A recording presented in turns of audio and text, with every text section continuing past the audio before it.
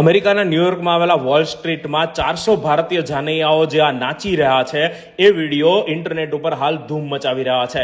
જેને નથી ખબર કે વોલ સ્ટ્રીટ શું છે એ લોકો એવું કહી રહ્યા છે કે ભારતનું નામ ડૂબાડી રહ્યા છે, પણ જેને ખબર છે આ વોલ સ્ટ્રીટ વિશે એ લોકો એ વિચારીને મગજ ચકરાઈ રહ્યા છે એમના કે આ લોકોએ ત્યાં નાચવા માટે કેટલા રૂપિયા આપ્યા હશે. હા, આ ન્યુયોર્કની વોલ સ્ટ્રીટ છે કે જ્યાં New York stock exchange, JP Morgan જેવી વૈશ્વિક નાણાકીય સંસ્થાઓના હેડક્વાર્ટર આવેલા છે. એટલે તમે એમ સમજો કે ગ્લોબલ શેર માર્કેટ અને ગ્લોબલ નાણાકીય વ્યવસ્થાપન અહીંથી જ થાય છે. અહીંયા વોલ સ્ટ્રીટની આજુબાજુ બિલ્ડિંગો આવેલી છે અને ત્યાં એડવર્ટાઇઝમેન્ટ માટે માત્ર 30 સેકન્ડની એક એડ આપવા માટે $1 લાખ થી લઈને $1 મિલિયન સુધી પણ ચૂકવવામાં આવે છે. તો આવી હાઈ પ્રોફાઇલ જગ્યાની એક શેરી બંધ કરવા માટે ત્યાંના મેયર જે હોય છે, ન્યુયોર્કના મેયર, એની પરમિટ લેવી પડતી હોય છે, એની પરમિટ ફી ચૂકવવી પડતી હોય છે. એના બાદ પોલીસ અને ટ્રાફિક કંટ્રોલનો પણ ચાર્જ ચૂકવવો પડતો હોય છે.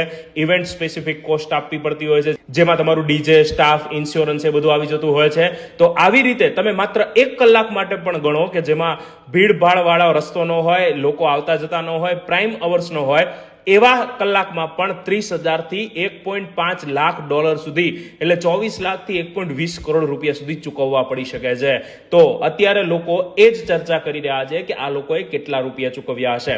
તો આ જાણ્યા પછી તમે કોમેન્ટમાં તમારું મંતવ્ય જણાવી શકો છો કે તમારું આ વોલ સ્ટ્રીટની અંદર 400 ભારતીયો જે નાચી રહ્યા છે એ અંગે શું કહેવું છે. આવી રસપ્રદ માહિતી મેળવતા રહેવા માટે મારી ઇન્સ્ટા આઈડી ઓફિસર કરણને ફોલો કરી લો. જય હિન્દ, જય ભારત.